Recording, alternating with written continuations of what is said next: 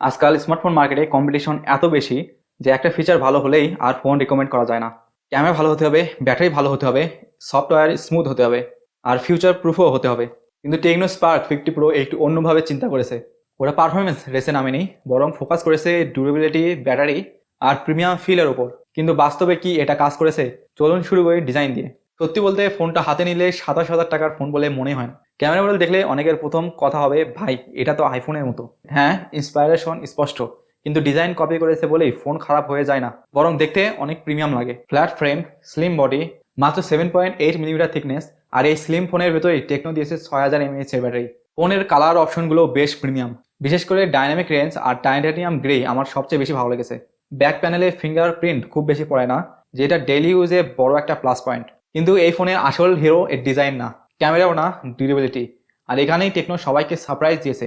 এই ফোনে আছে IP68+IP69 রেটিং, মানে শুধু বৃষ্টি না, হাই প্রেশার ওয়াটার জেট, ধুলো সব কিছু থেকে প্রোটেকশন। বাংলাদেশের মতো দেশে যেখানে হঠাৎ বৃষ্টি, ধুলো বা বাইরে কাজ করতে হয়, এই ফিচার সত্যিই কাজে আসে।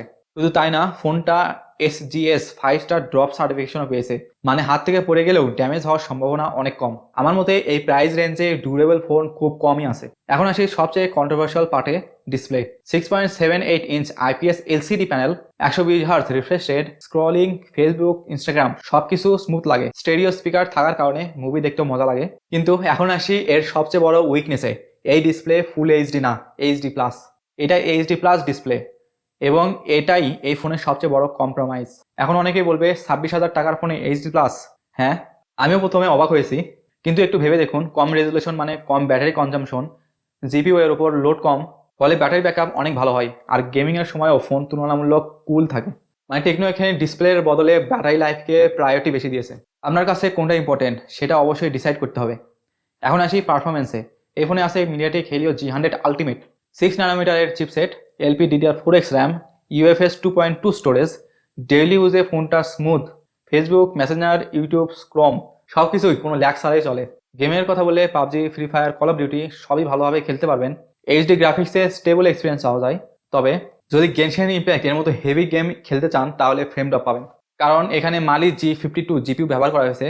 তবে HD+ ডিসপ্লে থাকার কারণে জিপিইউ এর উপর চাপ কম পড়ে, ফলে ফোন অতিরিক্ত হিটও হয় না। কিন্তু তারপরেও এটা গেমিং ফোন না, সো হেভি গেম প্লে করতে পারবেন এই আশাটাও করা ঠিক হবে না। ঠিক আছে, এবার আসি সেই ফিচারে যেটা দেখে আমি সত্যিই একটু অবাক হয়েছি। এখানে দিয়েছে 50 মেগাপিক্সেল সনি LYTIA600 সেন্সর, আর আমার মতে মেগাপিক্সেলের সাথে সেন্সর কোয়ালিটি খুব বেশি গুরুত্বপূর্ণ। দিনের আলোতে ফটো ডিটেলস খুব ভালো, কালার ন্যাচারাল, ডাইনামিক রেঞ্জ যথেষ্ট ভালো, স্কাই ওভার এক্সপোজড হয় না, স্কিন টোনও বেশ রিয়েলিস্টিক থাকে।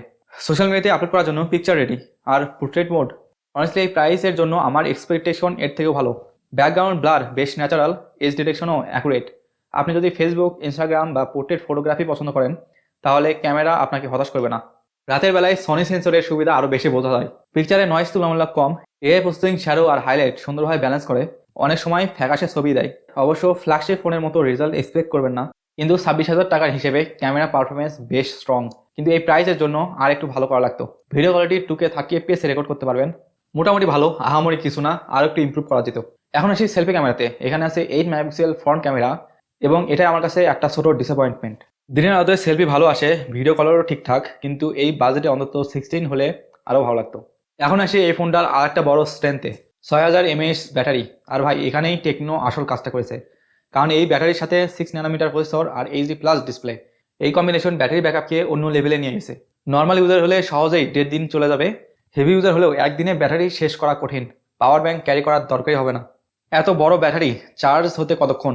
এখানেই গুড নিউজ, বক্সের মধ্যেই 60 ওয়াট ফাস্ট চার্জার, প্রায় 55 মিনিটে ফুল চার্জ, এবং মাত্র 30 মিনিটেই 60% চার্জের মতো হয়ে যায়। আর একটা ফিচার যেটা গেমারদের জন্য দারুণ, বাইবার চার্জিং। আপনি গেম খেলছেন, চার্জ দিচ্ছেন, কিন্তু ব্যাটারি হিট হচ্ছে না, কারণ পাওয়ার সরাসরি মাদারবোর্ডে যাচ্ছে। ব্যাটারি হেলদি থাকবে, পারফরমেন্সও স্টেবল থাকবে। এখন আসি সফটওয়্যার এক্সপিরিয়েন্সে। ফোনটি এসেছে iOS 16 বেসড অন Android 16-এ। আগের iOS এর তুলনায় এটা অনেক বেশি স্মুথ, অ্যানিমেশন ফ্লুইড, অ্যাপ ওপেনিংও ফাস্ট, মাল্টিটাস্কিংও ফাস্ট। কিন্তু সবচেয়ে ইন্টারেস্টিং পার্ট, এআই ফিচার্স। এখানে আছে এআই হেলথ অ্যাসিস্ট্যান্ট, আক্স LIAI। এখন সবচেয়ে গুরুত্বপূর্ণ প্রশ্ন, 26,999 টাকা দিয়ে এই ফোনটাকে কি কেনা উচিত? এই প্রাইজে স্যামসাং, ইনফিনিক্স, রেডমি সবাই কম্পিটিশন দিচ্ছে। অনেক ফোনে 5G আছে, অনেক ফোনে ফুল এইচডি AMOLED ডিসপ্লেও আছে। তাহলে টেকনো কেন কিনবেন? কারণ আপনি পাচ্ছেন IP68 plus IP69, Sony camera, 6000 mAh battery, 60 watt charger. আমার মতে আপনি যদি চান 2 দিনের ব্যাটারি, ওয়াটার রেজিস্ট্যান্স, ভালো ক্যামেরা, ডিউরেবল ফোন, তাহলে টেকনো স্পার্ক 50 প্রো একটা ভালো চয়েস। কিন্তু যদি আপনার প্রায়োরিটি হয় AMOLED display, 5G, heavy gaming, তাহলে আমি বলবো আরও কিছু অপশন দেখে নিন। এই ছিল টেকনো স্পার্ক 50 প্রো। ভিডিওটি ভালো লাগলে সাবস্ক্রাইব, আর ভিডিওটি ভালো লাগলে এই ভিডিও দেখে আসতে পারেন। দেখা হচ্ছে পরের ভিডিও।